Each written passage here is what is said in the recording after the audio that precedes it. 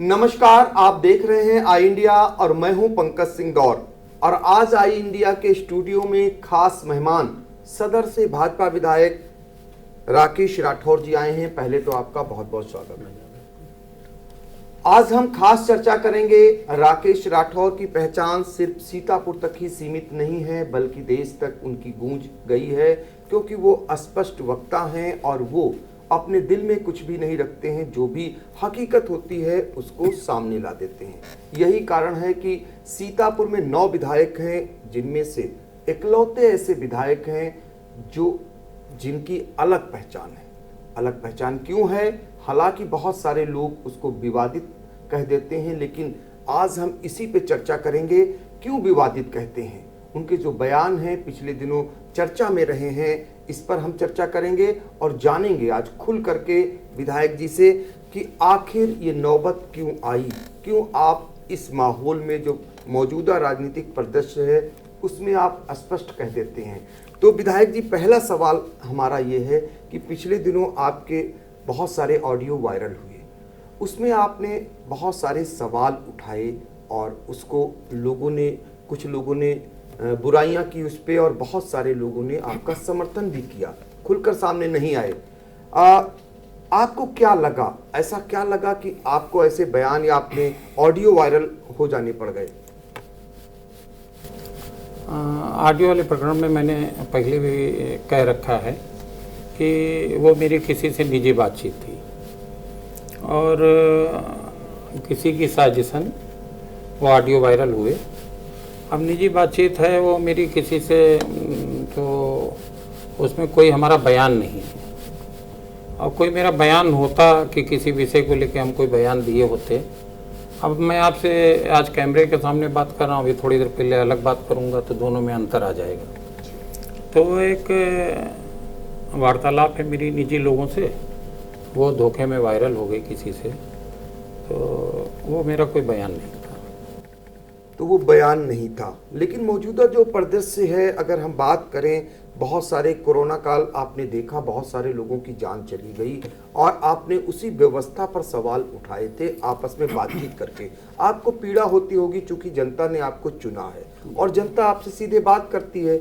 जाहिर सी बात है, आपने पीड़ा जो है अपने साथी से बयां किया कि ऐसे माहौल है, क्या थाली पीटने से, ताली पीटने से कोरोना चला जाता है। आपने ऐसा भी कहा उनसे, अपने साथी से।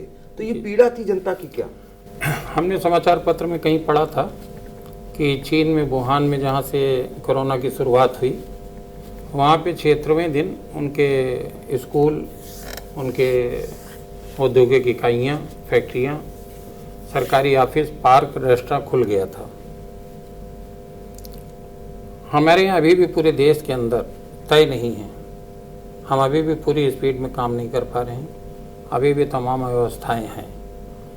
तो जहाँ पे मैंने पहले भी कहा है कि जहाँ पे हमारी स्वास्थ्य सेवाएं बहुत निचले पायदान पे हैं, वहाँ पे हमको गंभीर अनुसंधानों की आवश्यकता थी। उस समय देश के लोगों का ध्यान इस तरीके के बातों पे ले जाने की आवश्यकता नहीं थी। यही मैंने वहाँ भी बयान में भी कहा था कि जिस समय देश के लोगों का ध्यान बीमारी से निपटने के लिए होना चाहिए, उस समय इस तरीके की चीज़ें हमको नहीं लगता है कि समाज या देश के हित में थी। तो ये बड़ी बात है, जिस समय जो हालात थे, उस समय जो कहा गया था ताली पीटने का, थाली पीटने का, वो समाज के हित के लिए नहीं था, ये आपका कहना है। आज इस पर खुलकर आप बोले हैं एक समान। वो पहले तो ऑडियो वायरल हुआ था, लेकिन ये पहली वार्ता है जो कैमरे के सामने नगर से विधायक बराबर आपसे राकेश राठौर जी अपना पक्ष रख रहे हैं और उनसे हम जानने का प्रयास भी कर रहे हैं। विधायक जी, एक चीज़ और जानना चाहेंगे कि जब वो ऑडियो वायरल हुआ था, उसमें आपने कहा था कि व्यापार की स्थिति बहुत ही खराब है, और चूंकि आप व्यापारी जगत से भी आते हैं, आप भी छोटा मोटा व्यापार करते हैं, ऐसे में आपको व्यापारी जगत की भी पीड़ा थी और आपसे बहुत सारे व्यापारी भी मिलते होंगे।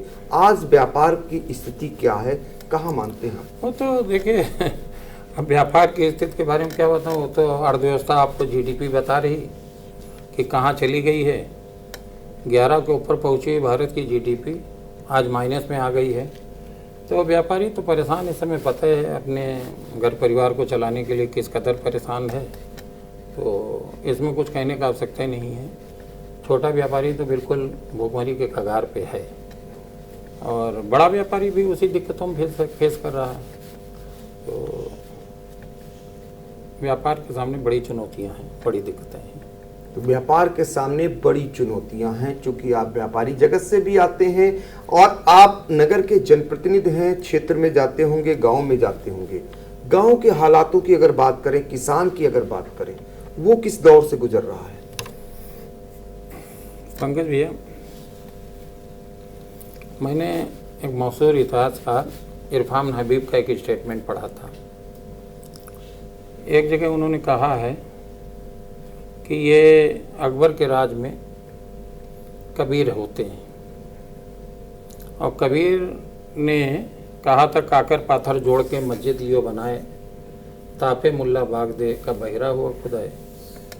उन्हीं कबीर ने बनारस के घाटों पे रामानंद के शिष्य होके बनारस के घाट पे उन्होंने कहा था, पाथर पूजे हरि मिले तो मैं पूजू पहाड़। तो अब आप कल्पना करें, उस समय कबीर को किसी ने मारा नहीं था। आज से 500 वर्ष पूर्व बिल्कुल शक्तिशाली सम्राट अकबर के राज में कबीर मारे नहीं गए। लेकिन आज सच बोलना कितना मुश्किल काम हो गया, इस पे चर्चा करना हमको लगता है बेमानी है। तो अभिव्यक्ति की आज़ादी तो खतरे की बात है। तो हम चाहेंगे ये कि ज़्यादा इन मुद्दों पे बजाय हम लोग कोई और बात कर लें, क्योंकि किसान और गांव हम कहेंगे कि वो ख़राब हालात में हैं, तो अभी बहुत से लोग मूसलाधार गालियों की बरसार करेंगे। तो वो बौछार होने से अच्छी है बात कि जो वो कहें वो हम कहते हैं ठीक है। देखिए विधायक जी, ये भी बड़ी बात है कि ऐसे माहौल में आप सच बोल रहे हैं। कुछ लोग हो सकते हैं जो आपकी बुराई भी करें, लेकिन ये भी है कि बहुत सारे लोग आपके सच को स्वीकार भी करते हैं। जी जी। तो आप जनप्रतिनिधि हैं, आपको जनता ने चुना है, बम्पर वोटों से चुने गए हैं। और आपको बता दें कि सीतापुर सदर सीट में 21 साल बाद भाजपा का झंडा आपने बुलंद किया था। इससे पहले राजेंद्र कुमार गुप्ता 6 बार विधायक नगर से रहे थे। उसके बाद 4 टर्म्स तक जो है यहाँ पर राधेश्याम जायसवाल समाजवादी पार्टी से विधायक हुए और आपने भाजपा की झोली में बम्पर मतों से इस सीट को लाने का काम किया। तो आप सच बोल रहे हैं और सच बोलते बोलते एक बयान भी आपका बीच में अभी आया था कि सच बोलेंगे तो राष्ट्रद्रोह का मुकदमा भी लग सकता है। तो ये तो है ही, देखिए इसमें तो सब जानी हुई बात है कि सच बोलना आज की तारीख में। अब बहुत सी बातें हैं, आप भी एक स्तंभ हैं जी। मैं थोड़ा सा मूल विषय पे आ जाऊं। जी जी। लोकतंत्र का एक मजबूत स्तंभ आप भी हैं। जिस कैमरे के सामने बात कर रहा हूं, जो आप हमसे बात कर रहे हैं, ये हम लोगों का बचपन से शुरुआत हुई थी। तो सड़कों पे 26 जनवरी, 15 अगस्त और 2 अक्टूबर को एक गाना गाते थे कि दे दी आज़ादी बिना खटक बिना ढाल, साबरमती के संत तूने कर दिया कमाल। जय जवान जय किसान का भी नारा लगाए सड़कों पे और बाबा साहब अमर रहे भी बोले। लेकिन आप कल्पना कर लीजिए, आज देख के एक बार मैं चाहूँगा कि आप अपनी विशेष टाइम में इस बात का भी कवरेज करिएगा कि हत्या नहीं हुई महात्मा गांधी की। आज की तारीख में हत्या करने वाले लोगों ने उनकी फ़ोटो भी हटवा ली है। किसी सरकारी ऑफिस, किसी कार्यालय में चले जाइए तो आज इन महापुरुषों को, जिनके बीच, जिनके साय में हम लोगों का जीवन हम देख तो नहीं पाए, दुर्भाग्यशाली हैं, लेकिन जिनको पढ़ के हम लोग बढ़े, जिनको महसूस किया आत्मा से, आज उनके फ़ोटो तक सरकारी ऑफिस और विभागों से हटाए गए हैं। एक सोची समझी रणनीति है कि देश को किस ओर ले जाना है। तो ये आप भी समझते हैं और लोग भी समझ रहे हैं।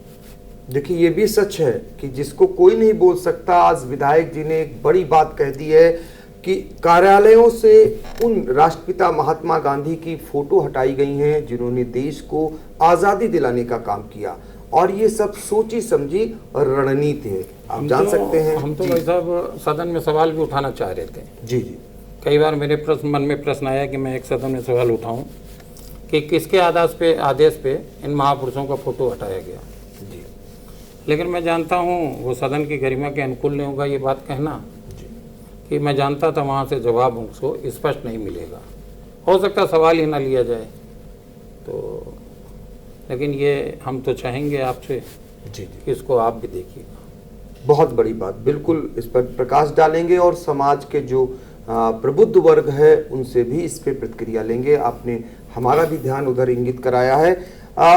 आपने विधानसभा की बात की, सदन की बात की। सदन में आपने नगर के बहुत सारे मुद्दों को उठाया, जिसमें ट्रामा सेंटर से लेकर के जब सीतापुर में कुत्तों का आतंक था और बहुत सारे अन्य अन्य, तो आप विधायक जी हैं, आपकी सरकार है, ऐसे में जब आप मुद्दे उठाते थे तो वहाँ से आपको कितनी राहत या आपके मुद्दों पर ध्यान दिया जाता था? मैं आज लाया नहीं, मेरे मन में था जब आपसे बात हुई जी तो एक पत्रक लाना चाह रहा था। जी मैं यहाँ अपने यहाँ सम्मानित जिलाधिकारी रही श्रीमती शीतल वर्मा जी, तो उनके निर्देशन में हम लोग नदी सफाई का काम चालू किए सरायन। फिर मन में आया कि मुख्यमंत्री जी से, उन्होंने भी हमसे कहा, प्रेरित किया कि मुख्यमंत्री जी से मिलिए। तो मुख्यमंत्री जी से मिले और उनसे एक अनुरोध किया कि नदी हम लोग अपने जन सहयोग से अपने संसाधनों से साफ करा रहे हैं। नदी में जो शहर के अंदर के नाले गिर रहे हैं इनको आप पक्के करा दीजिए। और पत्र उनसे मिलने के, पत्र देने के बाद हमको 11-12 महीने बाद प्रमुख सचिव सिंचाई का पत्र आया कि वो नालों के ऊपर टेंडर हो गया है और जल्द ही नालों का निर्माण हो जाएगा। और पत्र आए हुए भी हमको लगता 2 साल हो गया, लेकिन टेंडर कहाँ हुआ, निर्माण कहाँ हुआ, ये दिखा नहीं। तो जहाँ हम लोगों के पत्रों का, हम लोगों के सवालों का ये हस्र हो, तो वहाँ ज़्यादा उम्मीद नहीं की जा सकती है कि वहाँ कोई न्याय होगा। ये पीड़ा है भाजपा के सदर विधायक राकेश राठौर की, जिनके बारे में सभी जानते हैं कि सरायन नदी को उन्होंने नया जीवन देने का काम अपने कंधों पर करने का एक ऐसा बीड़ा उठाया था जो ऐतिहासिक बीड़ा कहा जाएगा। शायद ही समूचे प्रदेश और देश में दूसरा जिला ऐसा नहीं होगा जहां पर किसी जनप्रतिनिधि ने इतना बड़ा काम किया हो। आपको बता दें कि सीतापुर में जो सरायन नदी है, जिसको नाले के रूप में तब्दील कर दिया गया था, उसको जीवन दान दिया उन्होंने अपने संसाधनों से, अपने लोगों के सहयोग से। उसको जो आज फिर से नदी के रूप में तब्दील करने काम किया था, उसके लिए अपनी सरकार से गुहार लगाई और गुहार रद्दी की टोकरी में चली गई। ये दर्द है, ये पीड़ा है नगर विधायक का। तो इसके अलावा भी बहुत सारे मुद्दे आपने उठाए होंगे, तो आपने उदाहरण बता दिया, ट्रामा सेंटर है और सारे हैं, उनका क्या हस्र रहा? कुछ नहीं, सब सामने, ट्रामा सेंटर आपके सामने है और तालाब जो पड़ा था वही पड़ा है, धूल में मूर्छा लग गया होगा, बाकी कुछ हुआ नहीं। और ट्रामा सेंटर पे कोई सज्जन हमसे पूछ गए तो फिर से तहलका हो गया, तो कुछ हुआ नहीं किसी चीज़ पे। वो छोड़ दे तो बड़ी चीज़ है। सड़क में एक ट्रैफिक के लिए भी अगर हमने कोई प्रयास किया कि ये ट्रैफिक इस तरीके से डाइवर्जन कर लिया जाए, इसको ठीक कर लिया जाए, उसको भी प्रशासन ने उचित नहीं समझा गंभीरता से लेने की। देखिए पंकज जी, सीधी सी बात है जी कि जनप्रतिनिधियों का महत्व खत्म किया गया है और अब जनप्रतिनिधि माने सिर्फ उनके प्रचारक वर्ग का बचा है जी कि जो हम कहें आप उसको जिंदाबाद बोलते रहिए, उसमें हाँ में हाँ मिलाते रहिए, बाकी जो संविधान ने हमको दिया है वो भूल जाइए, उसके ऊपर चर्चा ना करिए। आप अपने अधिकारों की बात ना करिए, लोगों के अधिकारों की बात ना करिए, जो हम बता दें उसका प्रचार करिए। बस इतनी तक हम लोगों की सीमाएं हैं। तो इस पीड़ा को आप भली भांति जान गए हैं शायद, इसीलिए बहुत सारे कार्यक्रम हैं आज पार्टी के जो आपके होते हैं। पिछले कई सालों से आपने वहाँ जाना अब उचित नहीं समझा है, उनसे दूरी बना ली, ऐसा क्यों? समय का दुरुपयोग लगता है। अब इसमें आप दूसरे का बयान लेंगे तो कहेंगे वो मैं बुलाता नहीं। जी, कहा गया है सर। जी जी जी जी। तो मैं तो समय का दुरुपयोग मानूंगा जहाँ पे सुबह शाम तक आने वाला प्रत्येक व्यक्ति, प्रत्येक पीड़ित ये बात कहता है कि इतना पैसा मांगा जा रहा है, और मैं ये नहीं कह सकता कि नहीं बगैर पैसे मैं काम करा सकता हूँ। भ्रष्टाचार चरम पे है लेकिन बोलना मना दी है। तो ऐसी स्थिति में फिर क्या बात करें कि जनप्रतिनिधि होने का क्या मतलब रह जाता है। अच्छा, फिर किसी ने कभी, हम सुनने को मिला था राजनीतिक गलियारों में, कभी किसी ने कहा था विधायक लोग वेतन लेते रहें, वही पर्याप्त है। तो ठीक है, किसी ने कहा होगा, सोच समझ के ही कहा होगा। तो आज इस बात का भी आपने खुलासा कर दिया कि वो कार्यक्रमों में क्यों नहीं जाते हैं, उनका वजूद ही नहीं रहा। आपका ये दर्द है कि विधायकों का वजूद कहाँ है, भला वो क्यों जाएं वहाँ पर। आपने जो है, आपको बार बार हम ये बता रहे हैं क्योंकि आप सही बात बोलने में किसी के सामने नहीं हिचकते हैं। यहाँ तक कि मुख्यमंत्री कार्यालय से जब फोन आया तो गड्ढा मुक्त जो सड़कें थी उसको लेकर के भी आपका वायरल वीडियो हुआ था। उसमें भी आपने आईना दिखाने का काम किया था कि कहाँ गड्ढा मुक्त सड़कें हुई, और वो दिखाई भी दे रही लोगों को। भाई साहब, 80% सड़कें चलने लायक नहीं हैं। शहर का देख लीजिए, हाईवे देख लीजिए, खैराबाद का बाईपास है, ये लखनऊ सीतापुर मार्ग से कसरेला मार्ग को जोड़ता है जी। 7-8 किलोमीटर का मार्ग है जी। मैं चैलेंज कर रहा हूँ आज आपके इस कैमरे के सामने, 7 कदम का भी डामर यदि मिल जाए तो राजनीति से इस्तीफा दे दूंगा। 7 कदम डामर मिल जाए, ढूंढे नहीं मिलता है, खुदे हैं, गड्ढे हैं, हाथ हाथ भर के। अब वो यही हाल लगभग सारे मार्गों का है। आप शाहजहाँपुर से थोड़ा आगे निकल आइए जी, तो दिल्ली जा रहे हो तो आपको पता चल जाएगा गड्ढा मुक्त है या गड्ढा युक्त है। यहाँ बाईपास कब से बन रहा था, लेकिन हमने इन 8 सालों के कार्यकाल में नहीं देखा कि बाईपास में कोई उल्लेखनीय वृद्धि हुई हो। तो कैसे कहा जाए कि जो है वो हम कह दें कि जो आप कह रहे हैं वही ठीक है। तो यही हमने वहाँ भी कहा था, उन्होंने हमसे पता नहीं क्या पूछा, हमने कहा था कि भाई होर्डिंग तो लगी है, वो हम भी देख लेते हैं, लेकिन असलियत नहीं है।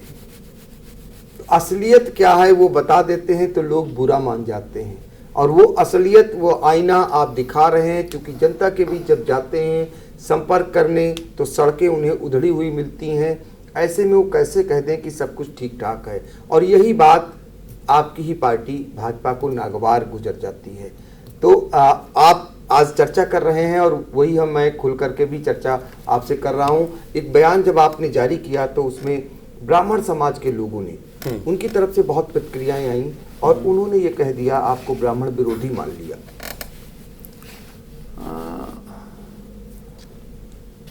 हम छोटे थे, हमारे पिताजी ने एक छात्रावास बनवा दिया था दुर्गापुर में। अब वो इस सोच के बनाया था कि इसमें बच्चे पढ़ेंगे, तो निःशुल्क उसमें था, व्यवस्था निःशुल्क रखी थी, 16 कमरे थे। तो कभी कभार उन लोगों को घर भी ले आते थे वो। अब उसमें झनकार नाथ शुक्ल जी थे, हमको याद है, सुखकार नाथ शुक्ल जी थे, बंशीधर शुक्ल जी थे, डॉक्टर सुरेश तिवारी जी भी थे, और भी कुछ लोग थे। फिर हमको पिताजी ने तो कभी अपने बारे में नहीं बताया, लेकिन हमको ये भी पता चला, लोग बताए कि संघ के किसी प्रदर्शन के दौरान कोई गिरफ्तारी हुई, तो पिताजी का जिस हथकड़ी में हाथ था उसी हथकड़ी में जागेश्वर प्रसाद मिश्र जी, बैठ जी, मेरे बाहर बैठते थे, उनका भी उसी हथकड़ी में हाथ था।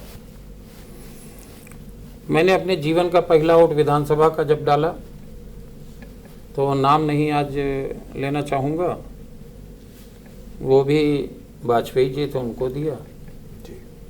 लोकसभा का सबसे पहला वोट डाला तो दीक्षित जी को दिया। और अभी पूर्व में एक 2006 में नगर पालिका अध्यक्ष का चुनाव हुआ था, उसमें कुछ कहने की आवश्यकता नहीं कि मैंने किसकी मदद की थी, किसको अध्यक्ष बनाया था, किसको अध्यक्ष बनाया था, और क्या क्या मिश्रा जी करके थे, क्या क्या हुआ फिर उसके बाद, वो भी चर्चा का विषय नहीं है जी। मेरे प्रतिनिधि रामेंद्र शुक्ल जी रहे, पूरे उत्तर प्रदेश के ब्लॉक प्रमुख बदले गए, मेरे प्रेम त्रिपाठी जी ब्लॉक प्रमुख रहे। मैंने उनके खिलाफ अविश्वास नहीं आने दिया। ये लोकतांत्रिक प्रक्रिया है, हम भी चुन के आए थे, वो भी चुन के आए थे। तो जब सरकार बदली तो एक बार मेरे यहाँ सपत्नीक आए, उनकी पत्नी जिला वो ब्लॉक प्रमुख थी। जी। तो हमने बिल्कुल स्पष्ट कहा था कि मेरा इसमें कोई हस्तक्षेप नहीं है, मैं अपना चुनाव लड़ा, आप अपना लड़े हैं, और आपको पता है कि उन्होंने अपना पूरा कार्यकाल सकुशल पूरा किया सम्मान के साथ। तो अब ये तो मुझको नहीं लगता है कि इसमें कोई हाँ, ये जरूर है हमने दूसरी जातियों के लोगों को भी सम्मान दिया। जी। मेरे पिताजी ने हमको बचपन में सिखाया था, अभी मैं ये नीचे भी बता रहा था आपसे। जी जी जी। हम 4 साल के थे, तो मेरे यहाँ जो शौचालय साफ करने आती थी महिला, उनके भी पिताजी ने एक दिन पैर छुलाए थे। जी जी। अब वो पिताजी का आदेश था तो परंपरा बनी, उसको अभी भी निभाता हूँ। तो मेरे यहाँ भैया मैं तो कभी जाति और इन दायरे में नहीं रहा, जी। और जात के दायरे में रहता, विरोध की तो मतलब ही नहीं किसी का। हाँ, हमने जो सच था वो ज़रूर कहा कि अब उसको लोगों ने किस तरीके से ले लिया ये मैं नहीं कह सकता। तो सच कह दिया तो लोगों को बुरा लग गया, और आज खुलकर बात कर रहे हैं कि जिस समाज को लेकर के चंद लोग आपकी आलोचना कर रहे थे, उनको आईना दिखाने का आपने आज काम कर दिया है कि कैसे उनसे उस समाज के लोगों से जुड़ाव है और वो निरंतर आगे बना रहेगा। आपका तो यहाँ तक भी कहना है कि सारे समाज से वो जुड़े हुए हैं, और जब तक सारे समाज का जुड़ाव नहीं होता तब तक कैसे जनप्रतिनिधि बन जाते आखिर। एक बात और आप कहते हैं, अपने समाज को लेकर कोसने लगते हैं। जब ऐसे लोग आलोचना करते हैं तो आप कहते हैं कि हमारा बस नहीं चला, नहीं तो हम तेली समाज में नहीं अपने को जन्म दिलाते। हाँ, ये तो पंकज भैया है जी कि जैसे लोग भैया मैं जात में, ये तो आपको पता है कि मेरा जन्म जिस जात में हुआ जी, उसको अधम भी कहा गया। अधम का मतलब ये कि वर्णों में भी नीच, वर्णाधम। तो मैं तो दोषी नहीं हूँ। मैंने बार बार कहा, यदि मेरा आवेदन हो कि मुझको इस जात में पैदा कर दिया जाए, तो आप 4 गाली और दे लीजिए, हम बहुत प्रेम के साथ स्वीकार करेंगे। लेकिन जब जन्म का कारण हम नहीं हैं, तो फिर जन्म को लेके यदि अपमान किया जाए तो ये तो अपराध की श्रेणी में आता है। तो मैं नहीं चाहता हूँ कि कारण है पंकज भैया जी। देश को 1947 में राजनीतिक को कानूनी आज़ादी मिली, लेकिन आर्थिक और सामाजिक आज़ादी अभी भी देश को नहीं मिली है। इस आर्थिक और सामाजिक आज़ादी के लिए लोगों को फिर से पुनः, मैं समझता हूं कि एक लड़ाई और लड़ने की आवश्यकता है। ये मेरी निजी राय है, मुझको लगता है, हो सकता है किसी और को भी लगता हो, लेकिन अभी इस देश के अंदर सामाजिक और आर्थिक आज़ादी अभी भी नहीं है। जी, और भी बड़ी बात आपने कह दी कि अभी भी देश में सामाजिक और आर्थिक आज़ादी नहीं है। आप सुन सकते हैं, और ये पीड़ा है आपकी, क्योंकि आप जनता के चुने हुए जनप्रतिनिधि हैं, और जब जनता के बीच जाते हैं तो वहाँ पर जब आपको ऐसी बातें सामने आती हैं और लोग करते हैं, तो कहीं ना कहीं पीड़ा के रूप में, चूंकि आप सच बोल रहे हैं, सच बोल देते हैं, तो यही लोगों को चुभ जाता है। और उसी पे हम आज खुल करके बात कर रहे हैं कि वो जो कहते हैं इस बात को भी समझें। और हमें लगता है कि शायद आप पहली बार कैमरे के सामने इतना खुल करके बोल रहे होंगे। जी। तमाम लोग जब सवाल उठाते नहीं, वो हम जानते हैं ना पंकज भैया, आपके स्वभाव को हम जानते हैं जी। और मैं ये चाहता हूँ कि मेरे जन्म के साथ जो पीड़ा हमको हुई जी, मेरे कारण मेरे मरने पे किसी को पीड़ा ना हो। तो हम आपके आग्रह को टाल नहीं सके, जी जी, और आपके स्वभाव, आपके परिवार को हम जानते हैं कि आप इन चीज़ों से आगे बढ़ के सोचते हैं। जी। लेकिन बाकी हम जानते हैं ना, इतनी बात मैं किसी दूसरे कैमरे के सामने कह देता तो मेरे शब्दों को चीर के और बढ़िया मसाला भर के जायकेदार बनाने का भी काम किया जाता है, तो मैं डरता हूँ।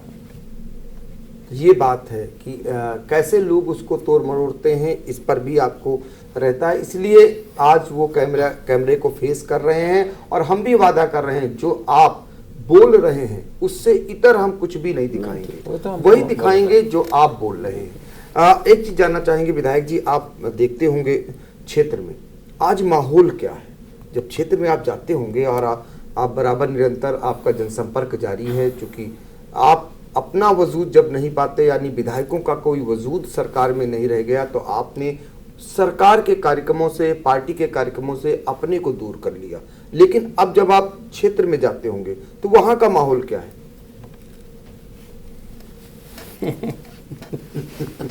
आप चूंकि सच बोलते हैं, हम इसलिए जानना चाहेंगे ये भी। क्षेत्र का माहौल 6 महीने में आपको पता चल जाएगा, जी। सभी को पता चल जाएगा, हमको भी पता चल जाएगा और लोगों को भी पता चल जाएगा। लोग मन बनाए हैं, जिसने ठीक काम किया होगा उसको परिणाम में मिलेगा, और जिसने सिर्फ बातें की होंगी, वादे किए होंगे, उसको भी सबक भी मिलेगा। दोनों चीज़ें 6 महीने के अंदर आने वाली हैं। उत्तर प्रदेश का चुनाव 2022 में यदि निश्चित समय पे होता है तो दोनों चीज़ें स्पष्ट होकर सामने आ जाएंगी। हम यदि लोगों को ये समझें कि बड़ी तादाद में लोग अज्ञानी हैं, तो सबसे बड़ा अज्ञानी मैं हूँ। जी। कुछ लोगों को तो हम ये कर सकते हैं कि बातों में, छलावे में, भ्रम में पाल सकते हैं, लेकिन बड़ी तादाद में लोगों के साथ बड़े लंबे अरसे तक ये नहीं कर सकते। तो मुझको तो लगता है लोग छला हुआ महसूस कर रहे हैं अपने को। एक ये भी सच कह डाला आपने कि लोग छला हुआ महसूस कर रहे हैं। ऐसा क्षेत्र में जाने के बाद, जनता के बीच बैठने के बाद आपको महसूस हो रहा है, तो ये सच शायद कोई बोलेगा, और आप बोल रहे हैं निरंतर। बार बार हम अपने दर्शकों को बता रहे हैं कि इस समय हमारे साथ सदर से भाजपा के विधायक राकेश राठौर जी, जो आज बहुत सारी बातों को लेकर के जो सारे लोगों के मन में थी, उन पर खुलकर बोल रहे हैं, और हम आप तक यही बातें पहुंचाने का काम भी करेंगे। विधायक जी, एक चीज़ और जानना चाहेंगे कि आप भी तैयारी कर रहे हैं चुनाव की, आप भी लगे हुए हैं, आपका जनसंपर्क जारी है जी। जनता से आप क्या कहना चाहेंगे? लोगों से हम लोग लगातार बात करते हैं, और जाते भी लोगों के बीच उनको बुलाते भी रहते हैं। ये तो संवाद हम 4.5 साल जारी रखे, और मैं बड़े आदर्श की बात नहीं करूँगा, लेकिन हमको जो प्रमाण पत्र मिला था उसमें यह है कि अगर सरकार 5 साल चलेगी तो मैं 5 साल के लिए विधायक हूँ। ये कोई बहुत आदर्शवादी बात नहीं, मैंने मकान पे विधायक नहीं लिखाया है, और उसमें मिटाने की कोई आवश्यकता नहीं पड़ेगी हमको। और भविष्य बताने का काम इत्तेफाक से हमको आता नहीं, लकीरें देखना। अगर आता होता तो मैं बता देता कि आगे क्या करना है। अभी तो जो मुझको जिम्मेदारी मिली उसको मैं आखिरी वाले दिन तक पूरा करूंगा। जिस समय तक मेरा कार्यकाल है तब तक लोगों के संपर्क में रहूंगा। जो मेरे बस का है उतना उनके लिए काम करने का, संघर्ष करने का प्रयास करूंगा, और फिर बाकी भविष्य वाला काम हम अभी सीख नहीं पाए और हमारे पास है भी नहीं। तो वो सारी बातें चिकनी चुपड़ी नहीं है, सीधी सपाट बात कि जनता ने, आपने हमको 5 साल चुना है, 5 साल के लिए, तो हम आपकी सेवा में 5 साल आपके लिए लगेंगे और लगे हैं, और आपके बीच में बराबर निरंतर जा रहे हैं। और ये आपका कहना है, तो क्या जनता आपको चाहेगी कि आप फिर से माननीय बने, तो आप तैयार हैं? पंकज में मौका मिलेगा तो बिल्कुल तैयार हूँ। अगर लोग तैयार हैं और तो हम भी तैयार हैं। बिल्कुल जी जी। तो जनता, लोग तैयार हैं तो आप भी तैयार हैं, ये भी जनता के उस पर छोड़ दिया है आपने। फिलहाल आप जान ही रहे हैं कि इकलौते ऐसे विधायक भाजपा के हैं राकेश राठौर जी, जो जनता के बीच जा रहे हैं, लेकिन सरकारी कार्यक्रमों से और पार्टी के कार्यक्रमों से दूरी बनाए हुए हैं। एक बात और रह गई जरा सी जी। कि अभी एक मामला आया, जब कहा गया कि जिला पंचायत का चुनाव था तो वहां पर आपकी पार्टी के 6 विधायक मंचासीन थे। जी जी। और ये सवाल किया गया पार्टी से कि एक विधायक आपके नहीं पहुंचे हैं, तो उनकी ओर से कहा गया कि उन्हें नोटिस दी गई है आपको, इस वजह से उन्हें नहीं बुलाया जाता है। इस पर क्या कहना चाहेंगे? अब वो उनको लगता है कि उस नोटिस पे लिखा है, अगर हम तो ज़्यादा पढ़े नहीं, हमने तो नोटिस की आगे वाली लाइनें पढ़ी थी, उसका जवाब दे दिया, याद नहीं है। लेकिन जिन्होंने जवाब दिया तो उनको पता नहीं, नोटिस पे लिखा हुआ उन्होंने शायद पढ़ लिया होगा कि इनको कार्यक्रम में न बुलाओ। तो अब जिन्होंने जवाब दिया ये सवाल उनसे पूछ लीजिए, मेरे पास उनके पास भी नोटिस की कॉपी होगी कि यदि उसमें लिखा है कि उनको कार्यक्रम में न बुलाओ तो उन्होंने पार्टी के आदेश का पालन किया, इसके लिए उनको धन्यवाद। और मैं इसलिए नहीं गया, मुझको जो नोटिस मिली थी उस पर ये नहीं लिखा था कि आप तब तक पार्टी कार्यक्रम में नहीं शामिल होंगे। लेकिन मैं तो इसलिए नहीं गया कि जब पार्टी के अंदर रह के भी हम क्या कर रहे हैं, तो उतने समय हम लोगों के बीच रह लेते हैं तो आत्मा खुश होती है, कम से कम आत्मा की आवाज़ पे उनसे तो बात कर लेते हैं। तो अब उनके पास नोटिस हो तो उनसे देख लीजिए कॉपी में कि मुझको बुलाने के लिए निषिद्ध किया गया या नहीं। तो क्या आपको मान लीजिए कोई हाई कमान से मनाने का दौर आए, आपको बुलाने का दौर आए, क्योंकि पूर्व में हो चुका है, जी जी, कैबिनेट मिनिस्टर से लेकर जिले की प्रभारी मंत्री से लेकर आपके दौरे पे पहुंची हैं जी मनाने के लिए? जी जी, नहीं, मनाने नहीं, मनाने नहीं, अच्छा गई थी चलने के लिए? नहीं। अच्छा, वो उस समय मैं जैसे बगैर नोटिस प्राप्त था ना, मैं उस समय, हाँ उस समय, हाँ उस समय नोटिस प्राप्त नहीं था तो लोगों का आने जाने का सिलसिला था।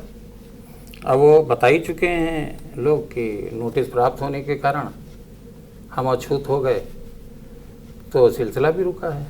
और मनाने की बात नहीं, हम इतने कोई कद्दावर नेता थोड़ी हैं कि कोई हमको मनाने आएंगे। हम एक अदना से विधायक, तो वो 325 विधायक हैं भारतीय हम जनता मानेंगे पार्टी भी नहीं ना, आप तो जनता के द्वारा चुने, जनता तो मान जाएंगे आप। हाँ, तो हमें जो लगता है आप मानेंगे भी नहीं, कोई मना नहीं, क्या नहीं, हमें लगता है ये कोई विषय नहीं ना मानने वाला, क्या मान जाए। हमने कहा था, जैसे हम सुनिए एक नारा लगा कि गुंडे प्रदेश के बाहर चले गए, गुंडों के ऊपर बड़ा का अभियान चला। जी जी, मेरे यहाँ भी गुंडे हैं भाई, वो तो सब माननीय हो गए। बिल्कुल। एक गुंडे हैं जिनके ऊपर 206 के ऊपर मुकदमे, 207 के ऊपर हत्या, लूट और डकैती के संगीन मुकदमे, जी, वो भाजपाई हो गए, दावते दे रहे हैं। शहर में एक पूरे शहर का एक हिस्सा है जिसके उधर का आगे का डेवलपमेंट नहीं हुआ, विकास नहीं हुआ, और बच्चा बच्चा जानता है। जी, हम जहाँ पे रहते थे सामने हमारे बेचारी वैश्याओं का मोहल्ला था, जी, शाम तक बदन बेच के कुछ कमाती थी, उनसे भी छीन के पैसा ला के तो घर चलाते थे। जी, और वो भाजपा ही हैं। दूसरे एक माननी हैं, तो हमारे घर के आगे डाकखाने के ऊपर सड़क के ऊपर दुकानें रखे हैं, सड़क के ऊपर, और जिनका प्रतिमा गुंडा टैक्स वसूलते हैं, पैसा वसूलते हैं। एक दुकान नहीं, दो दुकान नहीं, 20 दुकानें हैं, सड़क पे रखी हुई दुकानों का पैसा वसूलते हैं प्रतिमाह किराया। तो वो सब भाजपा ही हो गए। तो ऐसे पार्टी में रहने का मतलब? तो अब जब इतने बड़े बड़े गुंडे भाजपा में आके माननीय हो जाएं तो थोड़ा जगह किनारे कर लेनी चाहिए। तो आपने सुना क्यों किनारे हुए। अब ये बात भी सच है कि एक तरफ नारा दिया जा रहा है कि गुंडे प्रदेश के बाहर हो गए, और आपका कहना है कि आप जिस जनपद में, जिस नगर विधानसभा क्षेत्र से चुने गए हैं, वहाँ के गुंडे सीने नहीं, पर। ये मेरा कहना नहीं। जी जी, ये बिल्कुल आईने की तरह साफ है। हाँ, आप सच्ची बोल रहे हैं, सच्ची दिखा रहे ये हैं। अकेले मेरा कहना नहीं, जी जी, ये आपका भी कहना है। हाँ बिल्कुल बिल्कुल सच है। तो सीने पे मूंग दल रहे हैं, हाँ, और ऐसे में खुद को किनारे करना आपने उचित समझा। ऐसे माहौल में आप नहीं रह सकते थे। तो ये है, सब कुछ आपने बिल्कुल खुल के कैमरे के सामने कह दिया। और कुछ आखिर में अगर आपको नहीं, बचा हो? फिलहाल आपका बहुत बहुत शुक्रिया, बहुत बहुत धन्यवाद। आपने हर सवालों का जवाब दिया, और आई इंडिया के दर्शकों तक आपने सब कुछ पहुंचाने का काम किया जो पिछले कई सालों से लोग जानना चाह रहे थे। सारी बातें आपने कर दी। बहुत बहुत धन्यवाद। बहुत बहुत धन्यवाद आपका, बहुत बहुत धन्यवाद।